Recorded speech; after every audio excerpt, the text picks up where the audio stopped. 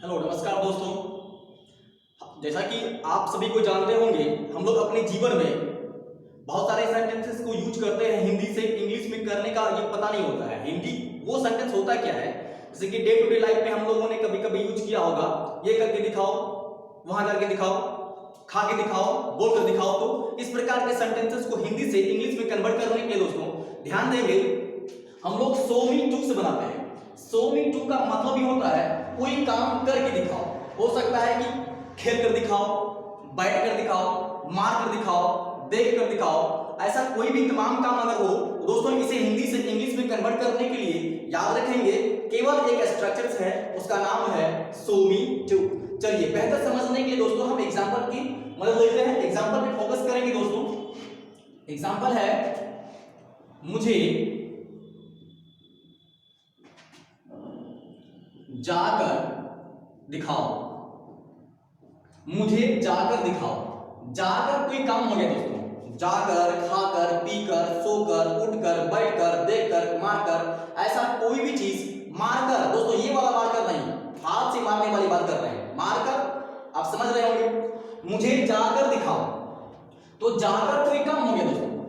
करके दिखाओ, इसका मतलब वो कर के दिखाओ, उसमें एबिलिटी है या नहीं है, उस क्षमता को दिखाना पड़ रहा है, उस क्षमता को शो कर रहा है, इसलिए शो मन होता है दिखाना। किसको? मुझे करके दिखाओ, जाकर दिखाओ मतलब मुझे करके दिखाओ, वो काम मुझे करके दिखाओ। तो इसलिए यहाँ पे हमेशा मी का प्रयोग करेंगे। अगर आप यहाँ पे किसी अन्य लोगों के बारे में बोलेंगे, उसे करके दिखाओ, तुम्हें बोल कर दिखाओ, या फिर उनको करके दिखाओ, मेरे पिताजी को करके दिखाओ, या अपने दोस्तों को करके दिखाओ, तब तो वहां पे मी के जगह पे अलग चीज का प्रयोग हो जाएगा दोस्तों। अभी लेकिन मुझे की बात हो रही है, तो मुझे का केवल आप यूज करेंगे मी। मुझे जाकर दिखाओ, तो सबसे पहले आप सो मी टू इतना कर लेंगे सभी सेंटेंसेस के लिए। सो मी टू, सो मी टू क्या करके दिखाओ? जाकर, तो सो मी टू गो। कंप्लीट है।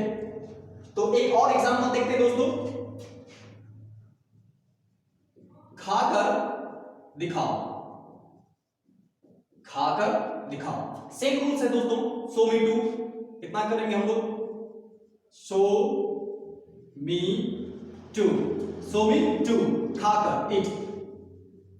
और वैसे भी याद रखेंगे दोस्तों, टू के बाद हमेशा वर्ब के फर्स्ट फॉर्म का प्रयोग किया जाता है। वर्ब के फर्स्ट फॉर्म को ही बेस फॉर्म कहा जाता है। इसलिए किसी भी सेंटेंस में यदि टू का प्रयोग किया जाए तो ध्यान रहे उस टू के बाद आने वाली क्रिया का पहला रूप होगा, यानी गिवन होगा। चलिए आपके लिए एक एग्जांपल है, एक होमवर्क है, आप उसे कमेंट करके बता सकते हैं।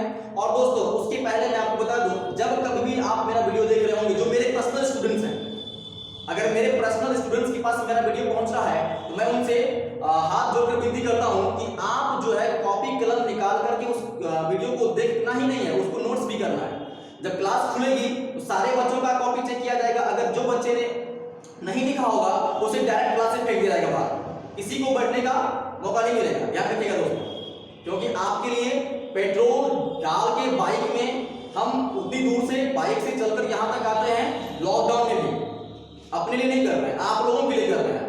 जिस बच्चों के कॉपी में नहीं होगा उसे क्लास से बाहर कर दिया जाएगा, चाहे वो बच्चे पेमेंट किया हो या नहीं किया हो, आई डोंट केयर, मुझे फर्क नहीं पड़ता है। लेकिन आपके भविष्य के लिए और आपके करियर के लिए हम इतना कर रहे हैं, तो आपके लिए भी इतना बनता है कि आप खुद के बारे में सोचो ना। अगर आप अपने बारे में नहीं सोच सकते हो तो पढ़ना लिखना बंद कर दो। इसलिए अभी आपके लिए मैं बस इतना ही कर सकता हूं, क्योंकि जो भी डाउट होगा तो मैं आपके सामने तो हूं नहीं जो क्लियर हो जाएगा फेस टू फेस।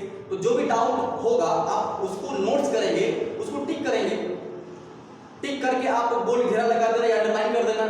ये समझ में नहीं आया तो क्लास जब ओपन होगी तो आप वहां पे मेरे सामने आएंगे, हम उसे सॉल्व कर देंगे। तो ऐसे आप कहोगे सर उस वीडियो में समझ में नहीं आया, तो कौन सा वीडियो में समझ नहीं आया, फिर इसको सर्च करो, फिर ढूंढो, फिर जाओ वहां पे जाकर के, तो इतना करना प्रॉब्लम हो जाएगा, बहुत टाइम लगेगा दोस्तों।